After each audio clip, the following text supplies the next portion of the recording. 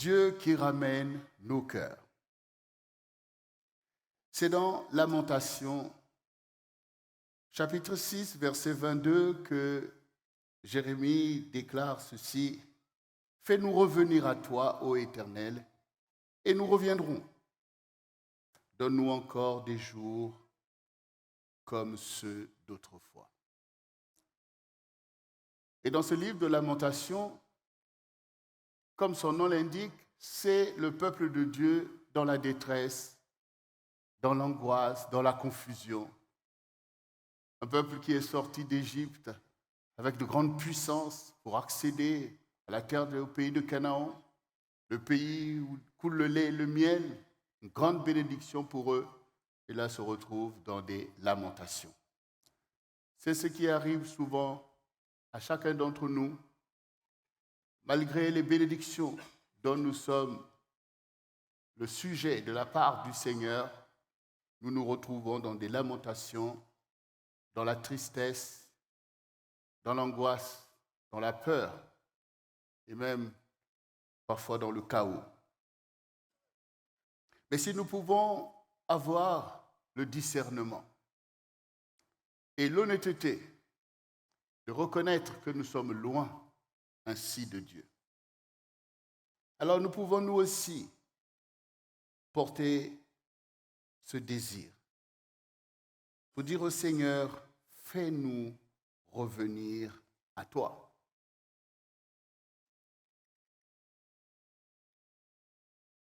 Et manifester le désir, effectivement, de revenir au Seigneur. Parce qu'ainsi, nous voulons connaître les jours comme les jours d'autrefois, où nous voyons que Dieu, la bénédiction était avec nous, nous étions dans la joie, nous chantions, nous dansions. Mais au milieu de la tristesse, de nos lamentations, nous rêvons aux jours d'autrefois. Et nous ne pouvons pas par nous-mêmes revenir à cela. Mais nous savons que tout est possible à notre Dieu. Amen. Donc pour avancer, allons-y déjà dans Luc, pour nous rappeler ce que nous avons vu la dernière fois, que la parole est près de ton cœur, disait le Seigneur. Dans Luc chapitre 6, du verset 43 au verset 46, il nous est dit, ce n'est pas un bon arbre qui produit du mauvais fruit, ni un mauvais arbre qui produit du bon fruit, car chaque arbre se connaît à son fruit. On ne cueille pas des figues sur des épines et l'on ne vendange pas des raisins sur des ronces. L'homme bon tire de bonnes choses de son du bon trésor de son cœur, et le méchant tire de mauvaises choses de son mauvais trésor, car c'est de l'abondance du cœur que la bouche parle. Pourquoi m'appelez-vous Seigneur, Seigneur, et ne faites-vous pas ce que je dis? Cette parole montre en fait que tout se passe dans notre cœur. Que nous sommes impactés par l'esprit du monde qui tourne notre cœur à la méchanceté. De la même manière que Dieu qui nous aime a envoyé les prophètes dès le matin pour impacter nos vies par sa parole. Car la parole dit que la parole de Dieu frappe la terre comme une verge pour faire germer la guérison du peuple de Dieu. Et là, nous voyons effectivement aussi que le cœur est l'objet de l'impact de la parole de Dieu pour nous rendre justes, afin que de bonnes choses sortent de nous. Parce que tout ce que nous désirons doit être semé dans la vie. Or, tout part du spirituel vers le naturel. Donc, il faut des canaux pour que les choses que nous désirons, qui sont spirituelles, viennent dans le monde naturel. Comme la parole dit que les choses visibles viennent des choses invisibles. De la même manière que la méchanceté, les meurtres que nous voyons sur la terre, la violence, le pillage, toutes ces choses sortent du cœur de l'homme et viennent à impacter le monde dangereusement. De la même manière que les bonnes choses que nous voulons voir, la paix, la joie, l'amour, la bénédiction, sortiront aussi du cœur de l'homme. Parce que c'est de l'abondance du cœur que la bouche parle. Or, la bouche est une semence dans la vie. Quand vous dites une parole, la personne est transformée, impactée, la personne est joyeuse, comme une seule parole peut jeter par terre, peut jeter même au désarroi. Donc tout est semé en fait. C'est pour ça que Jésus, parlant aux enfants d'Israël, dit, mais ce n'est pas ce qui rentre qui vous souille en fait. C'est ce qui sort de vous, c'est ce qui sort de votre cœur. Parce que c'est dans le cœur qu'il y a toutes les mauvaises choses en fait. Donc le cœur est le siège de l'existence. C'est le levier de tout ce qui va se faire sur la terre. Et le cœur aussi, c'est là que Dieu a placé la vie en fait. Donc Dieu sait combien le cœur de l'homme est important. Et Dieu veut conquérir notre cœur. Mais l'ennemi aussi, Satan aussi veut conquérir ton cœur. Parce qu'il veut aussi faire surgir son royaume. Et nous voyons comment une seule personne est tout à fait capable de mettre le monde entier dans un chaos. On l'a vu avec notamment la Deuxième Guerre mondiale avec Hitler. Donc on le voit, on voit ces choses. Donc ton cœur est importante. Ton cœur est important, pardon.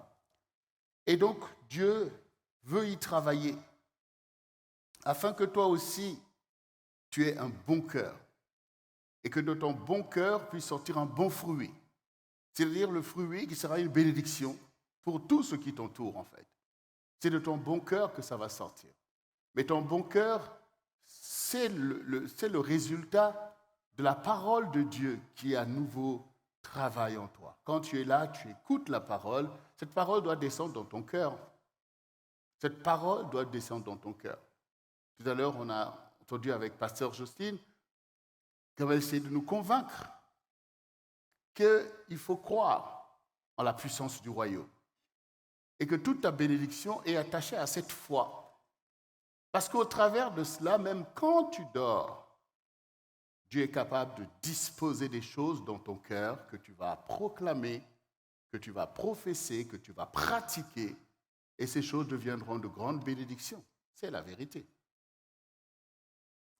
Et le point sur lequel elle insiste, c'est le fait que nous-mêmes qui sommes ici au centre du réveil chrétien, dans la réalité, ces choses sortent pendant notre sommeil. Et c'est la vérité.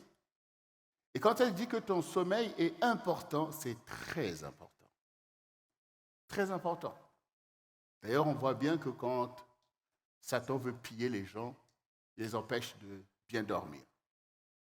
Ou il vient troubler ton sommeil. Il vient t'attaquer pour empêcher à Dieu de faire le travail d'un semeur, d'un laboureur qui enlève les ronces, qui enlève les cailloux et prépare sa terre pour planter son jardin. Tout ça se fait quand tu es là, dans le calme, la confiance, pas dans tes agitations. Et naît l'espérance, quelque chose qui prend place, la paix que tu n'avais pas, la joie qui prend place, un projet qui naît au milieu de toi, où tu te lèves pour faire telle chose, un projet professionnel. Toutes ces choses, on voit bien que c'est le travail de l'Esprit de Dieu sur nous quand nous nous disposons comme une terre qui veut recevoir l'empreinte de celui qui est le laboureur, celui qui va semer et qui va valoriser notre terre en devenant un jardin où les gens viennent de partout pour cueillir du bon fruit. C'est ce que le Seigneur fait dans ta vie. Quand tu te tournes vers lui, quand tu lui fais confiance, quand tu commences à l'invoquer pour dire « Viens Seigneur, agis, manifeste ton œuvre en moi », le Seigneur est capable de faire ces choses. Et toi qui reconnais aussi que oui, j'ai mauvais cœur, regarde ce que j'ai produit, regarde le trouble que j'ai produit dans ma propre vie et dans ma propre maison, dans ma propre famille et au milieu du peuple de Dieu. Donc toi aussi, sache que le Seigneur et ce laboureur qui est capable d'enlever des mauvaises racines, d'enlever des mauvaises choses, retourner ta terre pour toi aussi recevoir ce bon cœur qui produira du bon fruit. Et beaucoup de gens espèrent ces choses de toi. Il ne faut pas décevoir. Alors donc, nos cœurs sont importants et ce sont des cœurs qui se perdent en fait. Ce sont des cœurs qui s'éloignent. Alors, ne t'étonne pas que je te dise que Dieu est le Dieu qui ramène ton cœur. C'est pour ça que nous sommes ici en fait. C'est pour ça que nous sommes ici. Car Satan vient séduire les cœurs. Et on le sait. Quand une femme peut être là, disposée pour son époux, on sait bien que quelqu'un peut séduire son cœur et son cœur va s'éloigner. Alors comment on fait pour restaurer cette affaire si on n'est pas capable de ramener le cœur?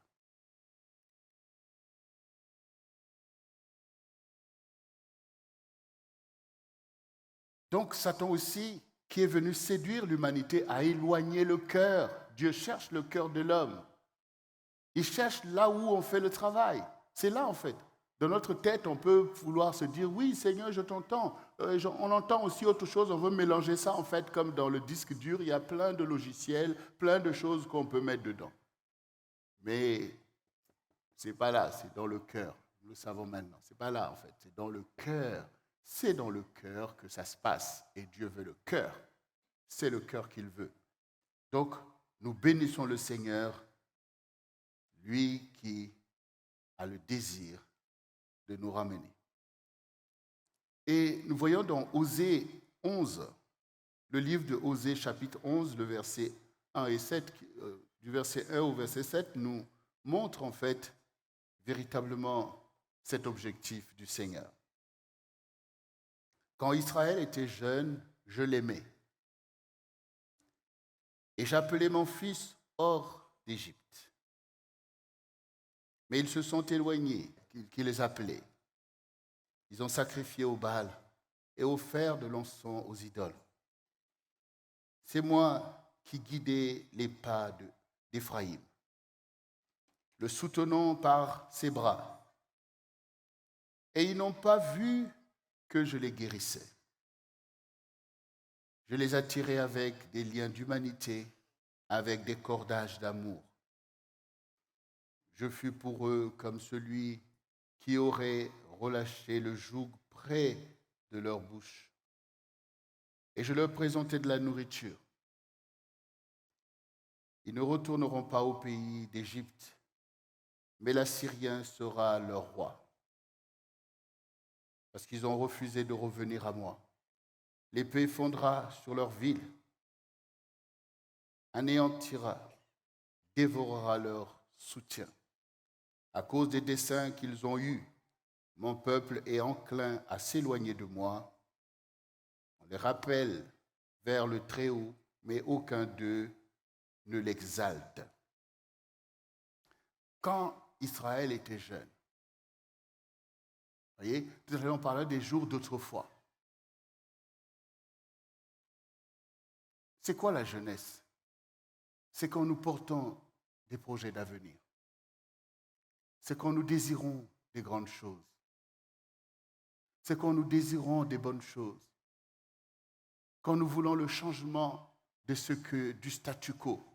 Quand nous voulons porter nous-mêmes notre projet.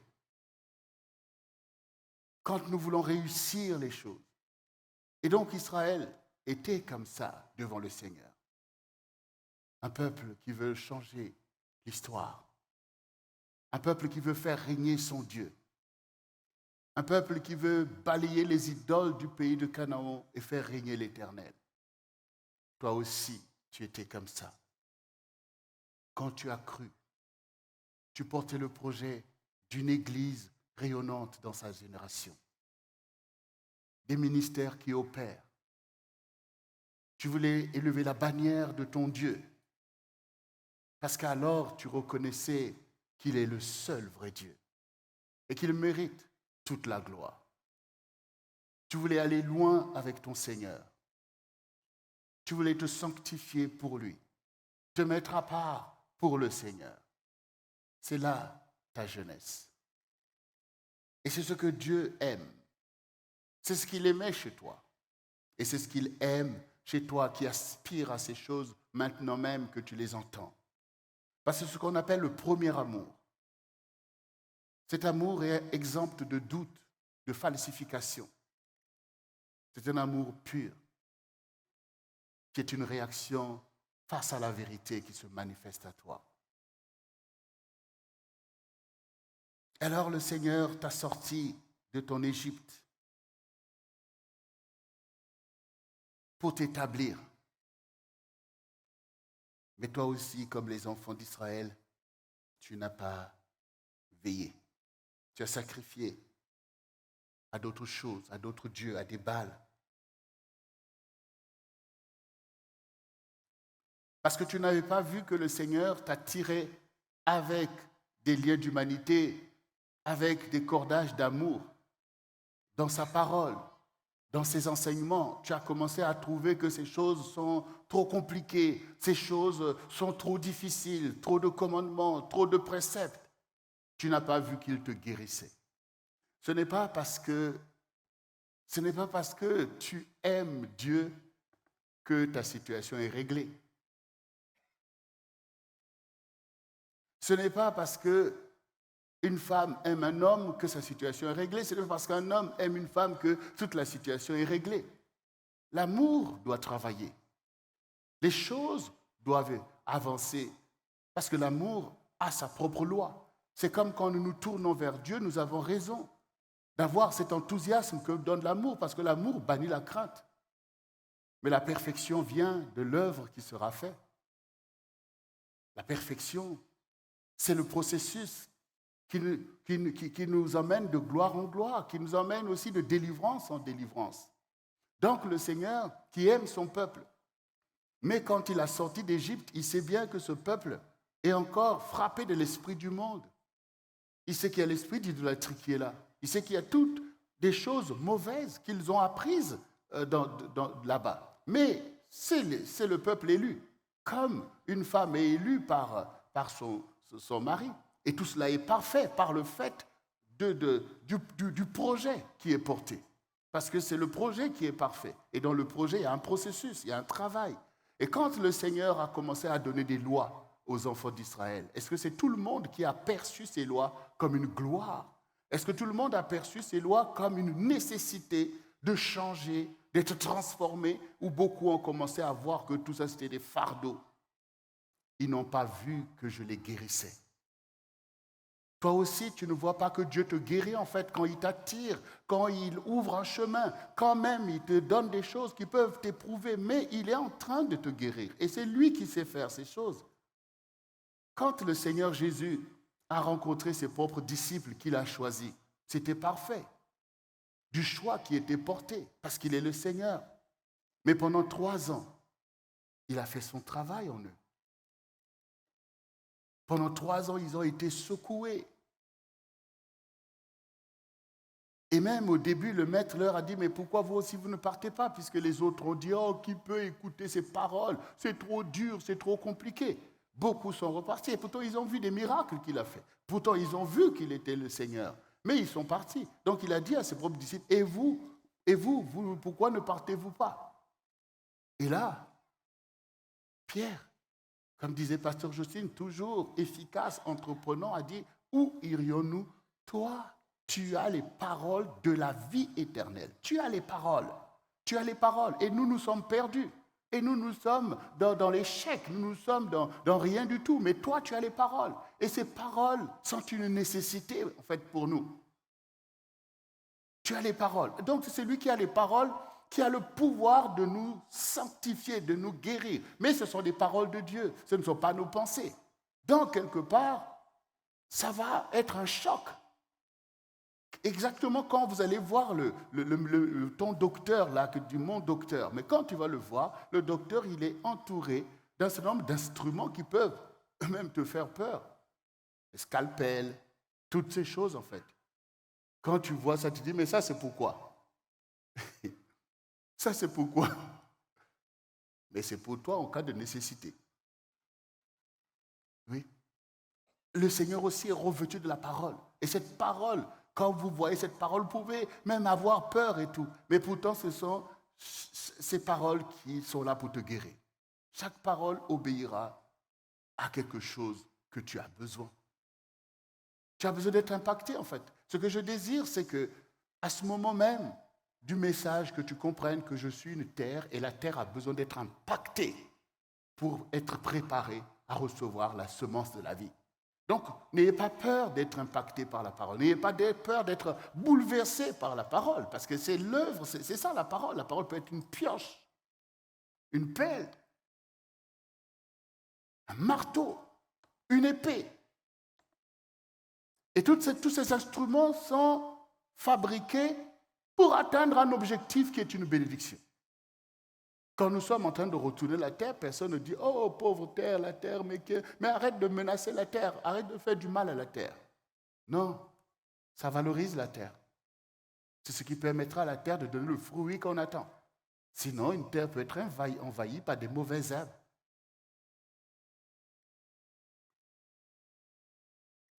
Ils n'ont pas vu que je les guérissais au travers de mes lois, au travers de mes réprimandes. Ils n'ont pas vu que je les guérissais.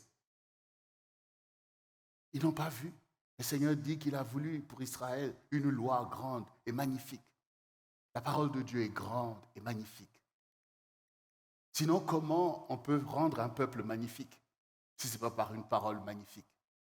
Comment on peut rendre un peuple grand si ce n'est pas par une grande parole? Ne redoute pas la parole de ton Dieu, ne redoute pas ses enseignements, mais comprends que l'Éternel t'attire, il veut te guérir, il veut ramener ton cœur qui a été entraîné loin de la gloire de Dieu, qui a été investi par la séduction de l'esprit du monde, par toutes ces choses mauvaises qui sont rentrées dans ton cœur. Dieu veut te guérir. Il attire son cœur à toi. Et c'est avec amour. C'est avec amour. C'est avec amour. Même quand Dieu te reprend, c'est l'amour qui parle. Parce que si ce n'est pas par amour pour toi, il t'abandonnerait comme les rebelles. Vous voyez, les rebelles, ils vont à fond. Parce que Dieu, il dit allez-y. Vous allez voir où est-ce que tout ça va ramener. Mais quand Dieu t'aime, il te reprend. Non, pas ça, pas par là. Reviens ici. Et parfois avec une bonne fessée. Ah oui. Et il dit qu'il reprend ce qu'il est. Ah, yes. Ah, maman nous reprenait. Hein? C'était maman qui se chargeait de nous faire des fessées. Il n'y avait pas de loi là-bas contre la fessée. Et quand maman te reprenait bien, si le soir, quand elle a fait à manger, tu veux faire le caïd, je ne mange pas, là tu avais encore plus affaire à elle. Parce qu'elle n'aimait pas quand elle a fait à manger que sous prétexte qu'on t'a repris, que tu ne manges pas. C'est comme ça, Dieu aussi te reprend, mais il ne veut pas que tu rates tes bénédictions. Seigneur est fort. Bien-aimé, Dieu est celui qui restaure la bénédiction. Ésaïe 30, versets 18 à 24 nous dit « Cependant l'Éternel désire vous faire grâce. Et il se lèvera pour vous faire miséricorde, car l'Éternel est un Dieu juste. Heureux tous ceux qui espèrent en lui. Oui, peuple de Sion, habitants de Jérusalem, tu ne pleureras plus, il te fera grâce. Quand tu crieras, dès qu'il aura entendu, il t'exaucera. Le Seigneur vous donnera du pain dans l'angoisse et de l'eau dans la détresse. Ceux qui t'instruisent ne se cacheront plus. Mais tes yeux verront ceux qui t'instruisent. Tes oreilles entendront derrière toi la voix qui dira, voici le chemin, marchez-y. Car vous irez à droite ou vous irez à gauche. Vous tiendrez pour souiller l'argent qui recouvre vos idoles et l'or dont elles sont revêtues. Tu en disperseras les débris comme une impureté. Hors d'ici, leur diras-tu. Alors il répondra la pluie sur la semence que tu auras mise en terre, et le pain que produira la terre sera savoureux et nourrissant. En ce même temps, tes troupeaux paîtront dans de vastes pâturages. Dieu a un désir envers toi. C'est de te faire grâce. C'est quoi la grâce? C'est la bénédiction pour des gens qui sont coupables, en fait. Pour des gens qui ne méritent plus ces choses. Et donc la grâce vient comme pour abolir le jugement. Pour abolir même la juste sanction qui t'a été adressée à cause de ce que ton cœur s'est éloigné de Dieu. Et ton cœur s'est tourné vers d'autres dieux. Et donc tu as perdu, en fait, ce qui t'a été donné. Tu as perdu tes bénédictions. Tu as perdu toutes ces choses qui t'ont été confiées avec amour. Mais malgré ta faute, malgré ton inconstance, Dieu désire te faire grâce. Faisons-lui grâce. Dieu désire te faire grâce. Toi qui es là, qui m'écoutes, et tu en as besoin de cette grâce. Jésus est le Dieu de grâce qui fait grâce. Et c'est son désir. C'est son désir. C'est-à-dire que c'est comme ça que tu comprends tout ce qu'il t'enseigne, tout ce dans quoi il te place, toutes les épreuves, tous les challenges qu'il t'envoie, c'est qu'il désire te donner accès aux choses que tu ne mérites pas. La vie est devenue tout simplement une grâce de Dieu, en fait. Parce que tous ont péché et sont privés de la gloire de Dieu. Et la gloire, la grâce, la bénédiction, tout ça, ça va de pair. C'est l'œuvre de Dieu. C'est l'expression du règne du Seigneur, comme nous avons chanté tout à l'heure. Mais Dieu désire que tu bénéficies de ces choses. Et à cause de ce désir, qu'est-ce que le Seigneur fait? Il vient même lui-même payer le prix à la croix pour toi. C'est son désir de te faire grâce que de donner son Fils unique, afin que quiconque croit en lui ne périsse point, mais qu'il ait la vie éternelle. Voyez, il veut te faire grâce et il veut challenger ta foi. Il dit, crois seulement, retourne, regarde à moi, invoque mon nom. C'est qu'il désire te faire grâce. Donc ne dis pas que c'est compliqué à l'invoquer, c'est compliqué à prier, c'est compliqué. Sache que sans le désir de Dieu de te faire grâce, même si tu pratiquais ces choses, tu n'allais pas avoir accès à ça. Ah oui, ça, il faut le savoir, parce qu'il ne faut pas croire que j'ai prié, j'ai jeûné, c'est à cause de ça que j'ai réussi à obtenir telle chose. Non, c'est que Dieu veut te faire grâce et il t'emmène à rentrer dans cette grâce, il t'emmène à te dégager des choses qui veulent te retenir dans la précarité. Mais ces choses sont d'un prix élevé que tu ne pouvais pas atteindre. D'ailleurs, la preuve, c'est quoi? C'est qu'il y a des gens qui jeûnent aussi quelque part, mais qui ne se tournent pas vers ton Dieu. Donc, tes jeûnes ne doivent pas t'impressionner, ou même tes prières. Mais reconnais que c'est parce que Dieu désire me faire grâce. D'ailleurs, les choses que Dieu vous demande de faire visent à vous sanctifier vous-même. Enfin, c'est comme quand on te dit, voilà, on t'invite, tu ne sais même pas comment. Dans la salle des noces, un roi t'a invité, tu es étonné même de l'invitation. Et quand on te dit, la moindre des choses, lave-toi, mets une belle tenue. Vous voyez? C'est de ça qu'il s'agit en fait. Dieu nous enseigne à rentrer dans la dignité de ce qui nous a été préparé. Et vous-même, vous êtes content quand vous avez invité une personne qui ne s'attendait peut-être pas de voir cette personne venant en s'étant préparée à votre invitation. Donc, ce que je veux que nous comprenions, vraiment le désir de Dieu. D'ailleurs, pourquoi donner des lois à son peuple? Mais c'est parce que le peuple en a besoin. C'est-à-dire qu'à un moment donné, dans l'envoûtement du péché, parfois, ce n'est même plus l'ennemi qui se débat à nous poursuivre. Nous-mêmes, dans les tendances du péché, on le poursuit. D'aller dans ses voies par ignorance, par méchanceté. Donc, c'est normal que Dieu nous donne des lois, en fait, pour nous montrer que mais ça, c'est de l'impureté, ça mène à ça. Donc, Dieu veut nous cadrer. Dieu veut nous cadrer. Comme les mamans, les parents travaillent à cadrer leurs enfants parce que ça va dans tous les sens, ça mélange le bien et le mal. Donc les parents disent non, ça c'est pas bien, là c'est comme ça. Non, non, avance ici, parce que ce cadrage, nous en avons besoin. S'il n'y a pas les lois, s'il n'y a pas la parole de Dieu, ben comment on va faire? Chacun suit ses pensées. Or, c'est la parole qui montre que telle pensée est mauvaise, tel désir est mauvais. C'est la parole. Et d'ailleurs, sans la parole, sans la loi de Dieu, comment on pourrait, nous, tels que nous sommes différents, devenir un seul peuple? Qu'est-ce qui nous unit? C'est la parole du Seigneur. Ce sont ses enseignements, ses préceptes. Si ça manque, chacun suivra sa propre voie.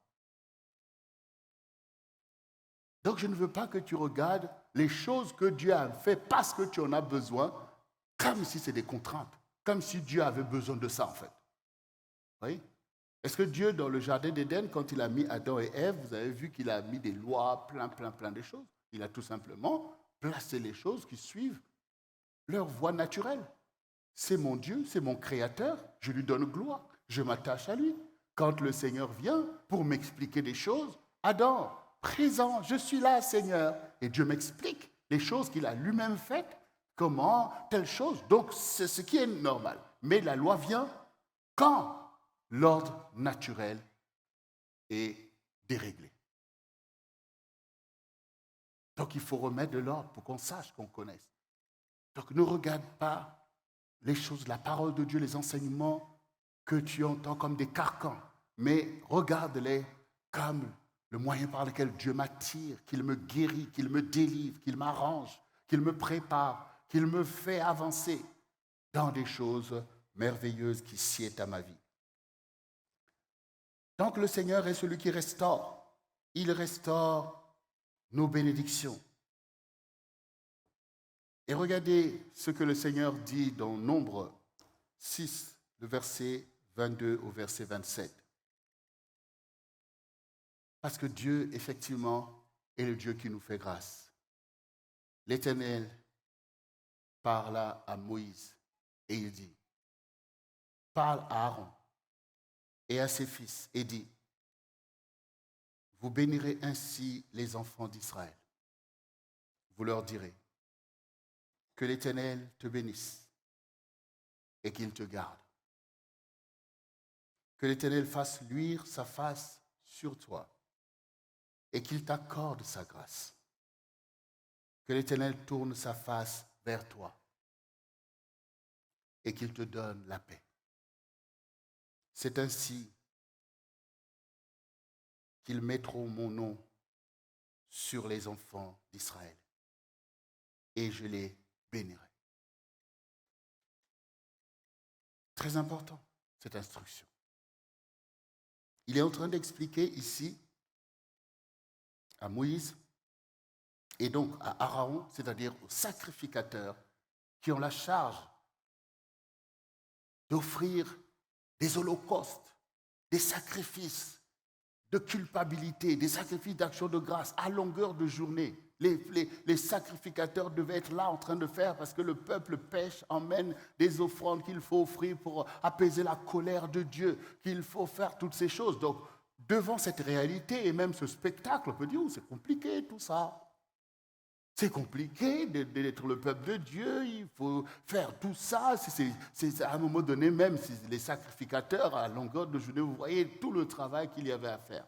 Mais ici, dans cette parole, le Seigneur, il montre, ici, il veut nous montrer tout simplement, voici comment vous bénirez les enfants d'Israël, voici comment vous bénirez mon peuple.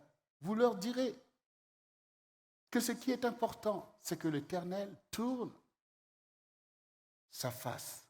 Ce qui est important, c'est d'abord que Dieu veut nous bénir. Au travers de tout ça, c'est que Dieu veut nous bénir. Et il veut nous garder. Bon, nous tous, nous sommes d'accord quand on dit Dieu veut te bénir. Il n'y a personne qui va dire Dieu veut me bénir. On est content. Ah, amen. Même un païen te dit que Dieu te bénisse. Il ne va pas dire amen, mais il va dire merci. Oui, parce que tout le monde veut la bénédiction. Maintenant, quand il dit et qu'il te garde. Bon. Oui, on peut dire aussi que ah oui, Dieu me garde, oui, oui. Et nous, quand on pense à ça, on dit, ah, que Dieu me garde, ben oui, il y a tellement de démons qu'il vaut mieux que Dieu me garde. Quand je dors, il me garde. Et quand un méchant veut venir contre moi, Dieu me garde. Oui, c'est vrai ça. Mais Dieu te garde aussi de toi-même. Il te garde de tes mauvaises pensées, de tes mauvais plans, tes mauvais désirs. Vous savez, il faut quand même réaliser. Hein. Il y avait autrefois, je fais mon plan bizarre. Je dis bien autrefois. Hein. Tu as fait ton plan bizarre là, je vais faire ceci. Et Dieu vient faire foirer tout ça là, tu es en colère. Tu es en colère, mais heureusement que Dieu a fait foirer plein des projets que j'avais. Mais sur le coup, c'était... quand Dieu t'a fait rater des choses que tu croyais que c'était bien en fait. C'était pas bien du tout. C'était pas bien. C'était pas bien.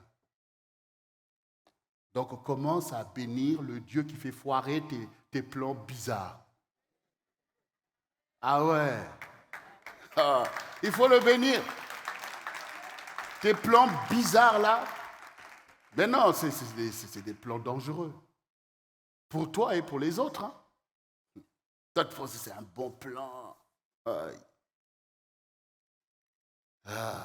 Et quand le Seigneur parfois fait foirer des choses, c'est vraiment, parfois c'est honteux quoi. Ton plan qui est foiré là. Mais c'est parce qu'il nous garde en fait. Qui veut que Dieu puisse le garder? Ah, il n'y en a pas beaucoup. Il dit, oh, s'il me garde, il va foirer mes plans. Mais c'est une bénédiction qu'il foire tes plans là en fait. Parce que est-ce que Dieu va foirer ses propres plans pour toi? Non. Dieu, il va foirer les plans du diable qu'il vient mettre dans ton cœur. Dieu va les faire foirer. Ah ben oui, hein. Là on va bien prier, on va dire Seigneur, fais foirer tous ces plans foireux. Fais-les foirer. Ah ben oui. Quand le Seigneur dit, l'homme quittera son père et sa mère et s'attachera à sa femme. Pourquoi ces choses ont du mal à se faire? C'est à cause des mauvais plans en fait. Parce que l'homme qui doit se lever pour aller s'attacher, ta femme elle est là, mais toi tu cours par là. Et si Dieu ne fait pas foirer tous ces plans-là, voilà, la femme de ta vie attend toujours en fait. Vous voyez? Donc nous allons aujourd'hui faire alliance avec le Seigneur pour le foirage de tous les plans foireux. On va le faire.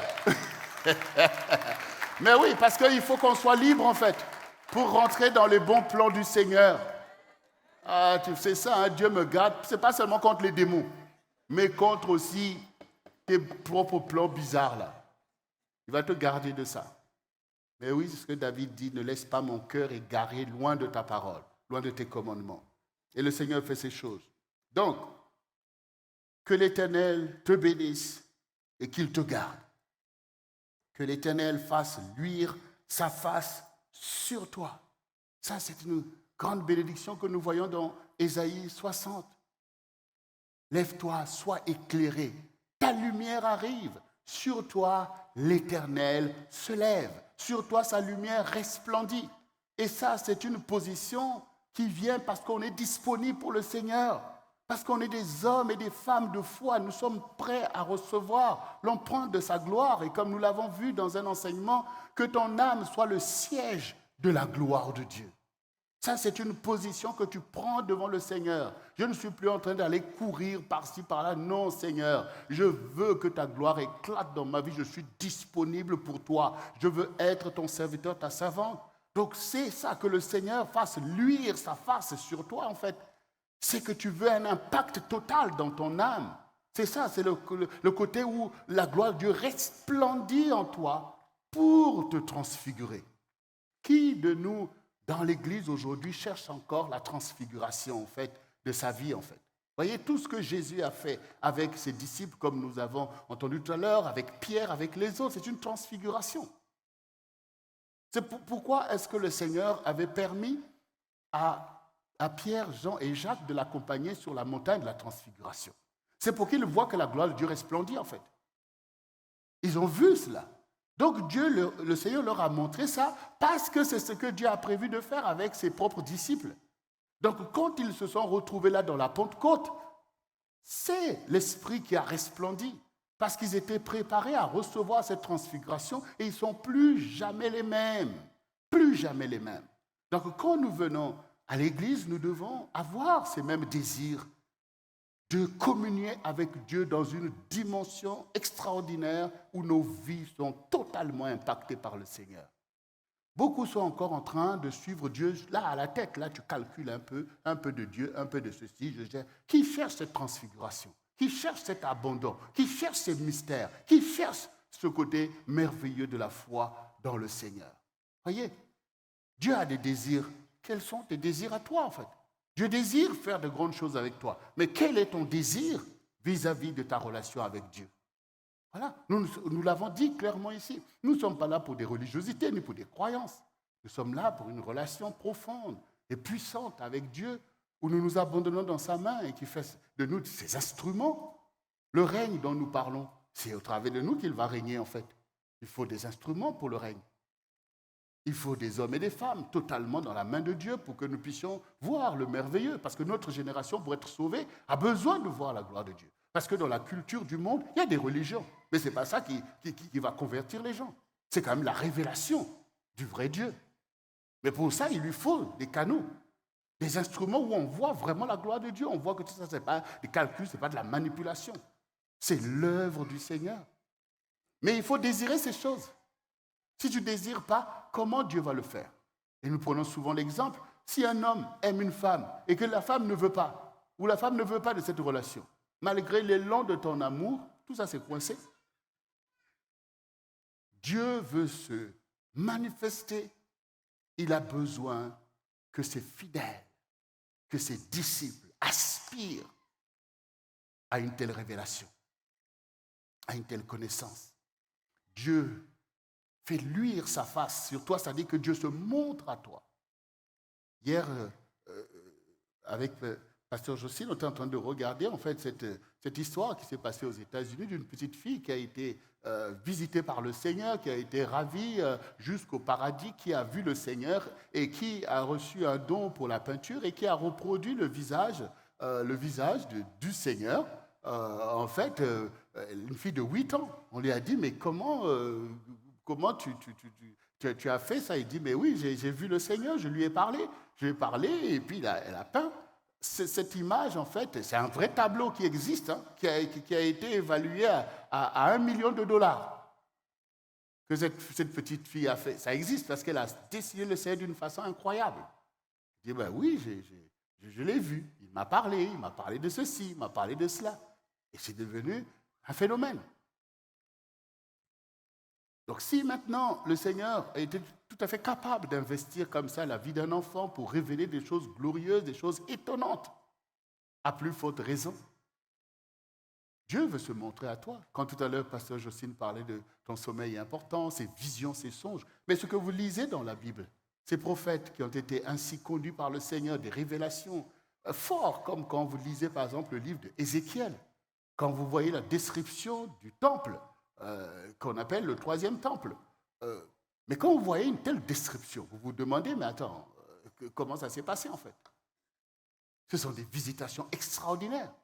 Mais Dieu te donne aussi un esprit prolifique, parce que ce n'est pas tout d'avoir vu tout ça dans le songe, mais de revenir, prendre ton stylo et commencer à noter tous les détails avec autant de précision. Donc on voit ce que l'Esprit de Dieu est tout à fait capable de faire en toi. Te transformer totalement. Mais il faut le désirer en fait. Il faut désirer ces choses. Il faut savoir que ça existe, que Dieu veut le faire. Et afin que toi aussi, ton désir rencontre le désir de Dieu. Nous ne sommes pas là pour une œuvre stérile. Quand nous parlons de réveil spirituel, mais il va se produire comment? Si ce n'est pas parce que Dieu investit des vases qui manifestent sa gloire et que notre génération puisse le voir et puisse se tourner vers le Seigneur. Nous voyons bien que le Seigneur a besoin de nous sanctifier, de nous délivrer des idoles. Comment Satan souille en fait? C'est par les idoles que Satan souille en fait l'humanité, en lui donnant des faux dieux, des fausses croyances pour impacter en fait l'esprit de l'homme par ses ténèbres, pour éloigner de Dieu. Parce que Satan, il craint toujours que Dieu puisse se révéler à une génération, qu'il puisse renverser toutes ces idoles, comme il sait le faire en fait. Il sait le faire. Vous voyez, il sait le faire. Il sait briser les idoles d'une génération pour se révéler. Et quand le Seigneur nous met dans un programme comme celui-ci, il faut savoir que Dieu fait luire sa face sur nous. Et au travers de nous, Dieu va faire luire sa face sur beaucoup. Et il va ramener le cœur de son peuple à lui. Quand nous parlons de rassembler le peuple de Dieu, c'est que Dieu ramène le cœur de son peuple à lui. Nous devenons un peuple quand Dieu ramène nos cœurs à lui, que nous commençons à craindre le même Dieu, que nous commençons à espérer dans le même Dieu. Nos cœurs s'unissent dans cette communion avec le Seigneur et nous devenons un corps, le corps de Christ, devenons un peuple fort. Et par la gloire que Dieu va révéler, alors il attire les âmes. C'est comme quand le Seigneur dit, quand je serai élevé, j'attirerai à moi les âmes. Ça veut dire que Dieu attire nos cœurs les lève. Nous sommes là maintenant pour Dieu. Nous aspirons à l'œuvre de Dieu. Et donc nous élevons le Seigneur dans la révélation de l'impact qu'il va faire et de son règne, et il attire à lui les âmes. La fameuse pêche miraculeuse dont on a parlé tout à l'heure. Les poissons sont là, mais ils sont dans la grande mer. Tu ne sauras pas aller les trouver toi-même. Mais quand tu attires, tu élèves celui qui est le Seigneur des âmes, celui dont la gloire attire à lui les poissons de la mer, dans le filet qu'il t'a donné. Et là, tu verras la gloire de Dieu. Mais ces choses ne peuvent pas se faire sans communion. Comme le Seigneur a communié avec Pierre, en un instant. En un instant. En un instant, Pierre a communié avec la parole qu'il a entendue, qui défie, comme disait Pasteur Jocelyne, les lois naturelles. Pierre a compris que cette parole était susceptible de créer l'autorité de changer la donne dans cette eau qu'il avait parcourue toute la nuit. Il a compris, c'est une révélation en fait. C'est une révélation. Donc, il dit, sur ta parole, je jette le filet. Donc, il a donné gloire à cette parole et cette parole s'est accomplie. Nous aussi, si nous croyons ce que Dieu dit de la bonne manière et si nous communions pour désirer que ces choses se fassent, la gloire de Dieu sera élevée au-dessus de nous comme elle était au-dessus des enfants d'Israël, le jour par la colonne de nuée et la nuit par la colonne de feu. Elle sera là. Et le Seigneur attirera à lui les âmes. Tout ce qu'il s'est choisi lui-même avant la fondation du monde, il les rassemblera à son peuple et le camp de l'Éternel sera immense au milieu de notre génération. C'est à ce moment-là que le peuple de Dieu est capable de culbuter en fait les idoles de sa génération. Parce que du coup, les gens voyant l'expression du vrai Dieu voient la vanité aussitôt de ce en quoi ils se confient. Et beaucoup se tourneront vers le Seigneur. Dieu fait luire sa face sur toi et qu'il t'accorde sa grâce. Dieu t'accorde sa grâce. À cause de cette grâce que Dieu t'accorde, tu es délivré. Là où l'ennemi voulait faire prévaloir sa position, il ne tiendra pas parce que la grâce de Dieu est avec toi. Alors tu seras délivré. Tu seras affranchi. Toi qui autrefois avais pactissé avec le diable, toi aussi tu paraîtras dans la lumière du Rédempteur. Parce que le Seigneur est ton Rédempteur. Parce qu'il est celui qui ôte tes péchés et qui écarte tes transgressions. Parce que tout est grâce. Et le Seigneur dit, veillez à ce que nul ne soit privé de la grâce de Dieu. Et nous, en tant que peuple de Dieu, nous devons marcher dans la grâce de Dieu, mais aussi veiller que cette grâce soit pour des gens autour de nous. Car nous ne pouvons pas dire qu'on fait alliance pour le salut des âmes et de l'autre côté, nous sommes toujours en train de ramener les gens à leur péché, à leur vie d'avant, comme si nous-mêmes n'avons pas une vie avant. Veillez à ce que nul ne soit privé de la grâce de Dieu. Dieu désire faire grâce. Il désire faire grâce au Fils des hommes. Et nous devons être porteurs de cette grâce. Et si vous n'êtes pas capable de libérer le fruit de la grâce, c'est que vous ne l'avez pas reçu encore vous-même. Faites attention. Beaucoup de pharisiens étaient autour de Jésus pendant tout le temps qu'il a été là avec ses propres disciples en Israël. Et ils n'étaient pas là pour recevoir la grâce, pour mépriser la grâce. Ils étaient là pour mépriser la vraie connaissance. Ils étaient là pour mépriser la vraie justice de Dieu à cause de leur aveuglement.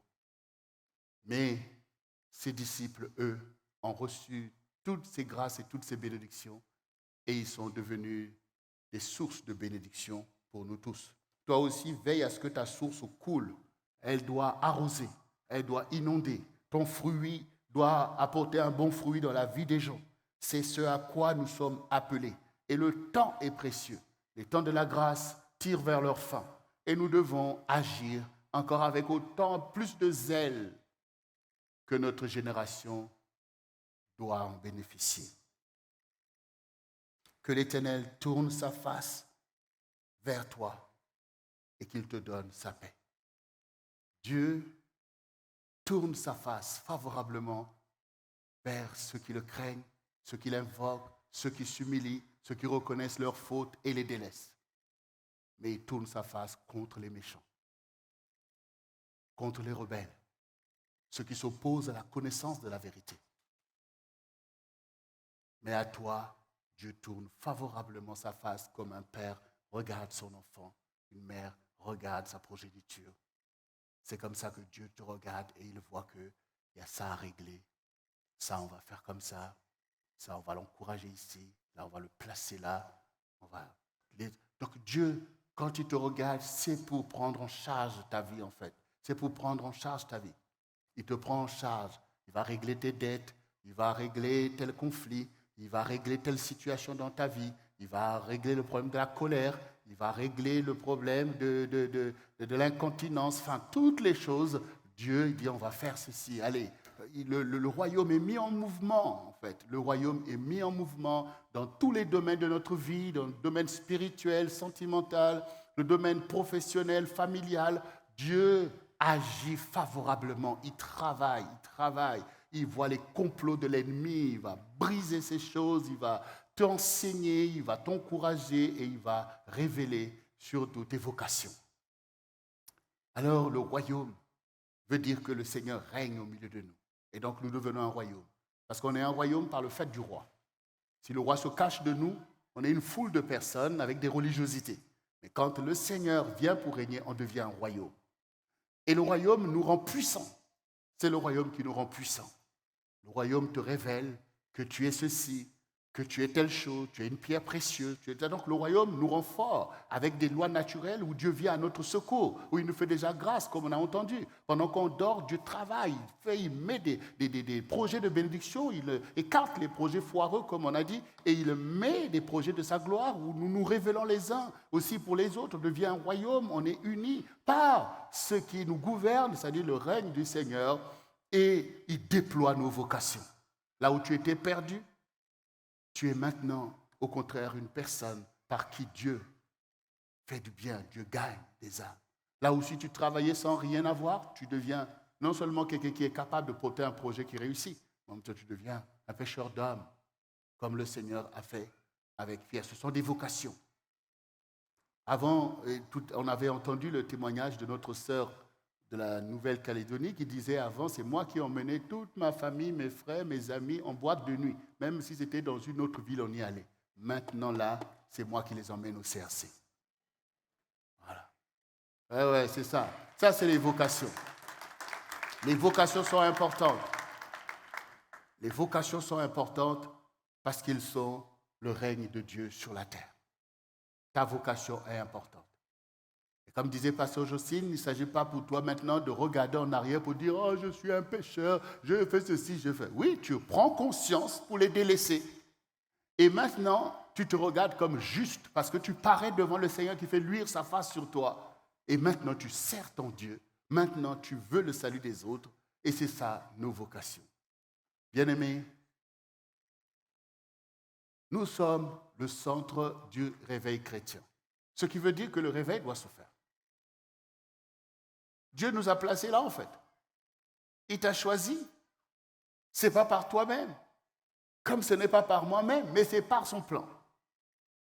Peu importe ce que tu pensais de toi-même, ou même comment les gens te voient.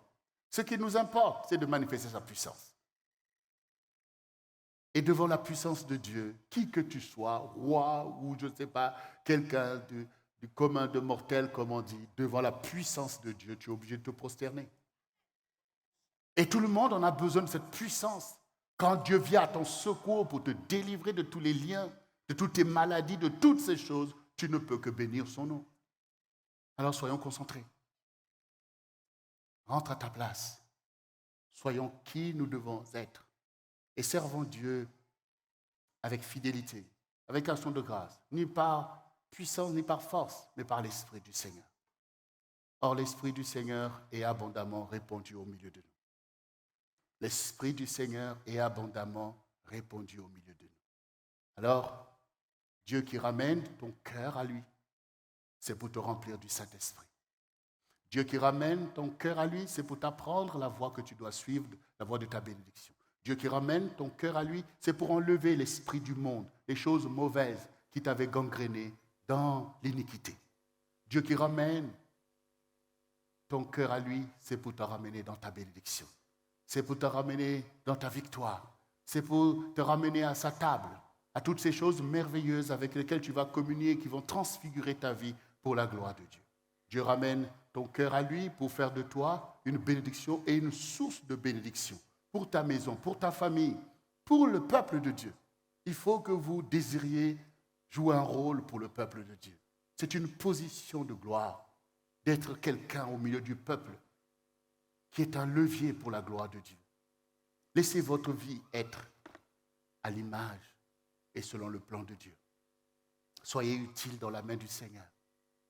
Soyez utiles, car le Seigneur est bon. Il veut rassembler son peuple sous la bannière et le Seigneur veut sauver notre génération. Et nous sommes ses disciples. Tu seras aussi utile que Pierre l'a été. Tu seras utile comme l'a été Jacques, Jean et tous les disciples. Tu seras utile comme Esther a été utile dans la main du Seigneur. Tu seras utile comme Ruth l'a été, comme Déborah, comme Priscille. Tu seras utile dans la main de ton Dieu si tu focalises, si tu désires ces choses que Dieu désire pour toi. Si tu ouvres ton cœur comme un vase d'honneur pour que Dieu puisse déverser sa gloire, alors tu seras utile pour l'Église. Tu seras utile pour le centre du réveil chrétien. C'est là mon désir, c'est le désir de Pasteur Jocelyne, et j'espère que c'est ton désir, peuple du Seigneur, toi qui es là, et vous qui nous suivez, vous qui viendrez. Nous désirons élever la bannière du Seigneur, nous désirons le servir, et nous désirons tous être semblables à lui, parce que c'est là la révélation de la connaissance et de la vérité. Dans le nom de Jésus-Christ, que le peuple de Dieu dise avec moi. Est-ce qu'on peut acclamer le Seigneur? Nous allons nous tenir debout. Nous allons nous tenir debout devant le Seigneur et on va invoquer son saint nom au travers de cette parole qu'il nous aide à rentrer pleinement dedans, pleinement, que nos cœurs reviennent à lui. Nos cœurs. Comme nous l'avons dit, nous allons prier que le Seigneur enlève de ton cœur les choses qui avaient piégé ta vie. Des choses qui sont les semences de l'ennemi pour détruire, pour égarer ta vie, pour t'éloigner du plan de Dieu. En fait, ces choses que tu as reçues par le lien de sang, les choses que tu as reçues par tout ce que tu as entendu, par toutes ces paroles qui ne sont pas l'inspiration de Dieu, mais qui ont impacté ton cœur, que le Seigneur puisse enlever. Mais il faut que tu pries, que tu dis, Seigneur, enlève. Car tu as formé des projets sur ma vie, projets de paix et non de malheur, pour me donner un avenir et de l'espérance. Et je veux cet avenir. Je veux marcher dans cette espérance. Que c'est toi qui conduis mes pas. Que c'est toi qui m'attires avec des liens d'humanité et des cordages d'amour. Que tu es l'Éternel qui me guérit. Que tu es l'Éternel qui me sanctifie afin que je sois semblable à toi. Peuple de Dieu, répète après moi ces quelques paroles. Seigneur Jésus, tu es l'Éternel qui me sanctifie, car ta parole est la vérité. Me voici devant toi comme une terre labourée et prête à recevoir la semence de la vie. La vie, Seigneur, c'est l'apanage de ta parole, car c'est toi qui donnes vie à toute chair. C'est pourquoi je renonce à l'esprit du monde, qui est un esprit de mensonge et de séduction, un esprit de pillage de l'ennemi. Je renonce à Satan et à ses œuvres. Et je me tourne vers toi mon Rédempteur, afin que ma vie soit à ta gloire. Seigneur, fais luire ta face sur moi et remplis mon âme de ta gloire. Délivre-moi du péché et de l'iniquité qui est dans le monde, Seigneur. Car je me tourne vers toi, Seigneur, et je veux être docile à ta parole. Agis puissamment, Seigneur, car tu connais les besoins de ma vie, les besoins de mon âme. Mais je te laisse, comme un homme malade s'abandonne dans les mains d'un médecin. Tu es mon médecin. Fais ton œuvre en moi, Seigneur. Manifeste ta gloire et fais de moi un instrument pour accomplir ton œuvre, Seigneur. Attire mon cœur à toi, Seigneur. Que mon cœur ne soit plus partagé, mais que mon cœur soit tout entier à toi. Car je reconnais que j'ai besoin de toi, Seigneur. Délivre-moi de la perdition et fais de moi ton disciple, le canal que tu utilises pour accomplir de grandes choses. Maintenant même, je désire te ressembler, Seigneur. C'est pourquoi transfigure ma vie maintenant même et révèle-moi ce pourquoi tu m'as appelé. Me voici, Seigneur. Saint-Esprit, viens en moi et remplis-moi parfaitement de ton onction maintenant même. Me voici, Seigneur. Les choses anciennes sont passées. Les choses du monde sont derrière moi. Et j'ouvre mes bras comme un vase d'honneur pour recevoir les choses de ma vocation céleste. Afin que ma vie soit utile dans ta main. Afin que ma vie soit une source de bénédiction dans ma maison, dans ma famille, au milieu de mon peuple et de ma génération. Tu es Dieu qui accomplit ces choses et je te fais totalement confiance. Attire mon cœur à toi. Guéris mon cœur. Libère mon cœur. Purifie mon cœur et remplis mon cœur, Seigneur. Me voici devant toi. Lève tes mains vers le Seigneur. Et vous qui nous suivez, levez vos mains. Le Seigneur qui a envoyé cette parole a le pouvoir. Car sa main agit au milieu de toi maintenant même. Et tu es visité maintenant même au nom de Jésus-Christ de Nazareth. Alors que tes mains sont ouvertes devant le Seigneur et qui expose maintenant toutes les choses que l'ennemi avait voulu faire pour t'égarer. Et le feu de Dieu qui agit maintenant même par l'onction du Saint-Esprit qui consume ces choses jusqu'à la racine au nom de Jésus-Christ de Nazareth. Je déclare maintenant même que la semence de l'esprit du monde est consumée dans la présence du Seigneur selon qu'il est écrit, lève-toi et sois éclairé, ta lumière arrive maintenant même. Elle descend au milieu de toi, illumine ton âme de la gloire du Seigneur pour renverser tous les désirs de l'esprit du monde, du péché et de l'iniquité maintenant même. Et ton cœur revient au Seigneur, ton époux, ton Seigneur, ton Père, ton Maître. Oui, tu rentres dans cette communion maintenant même au nom de Jésus-Christ de Nazareth. Oui, tes désirs se portent sur lui maintenant même et le Seigneur saisit ton esprit au-dedans de toi et te donne une position en sa présence. Au nom de Jésus-Christ de Nazareth,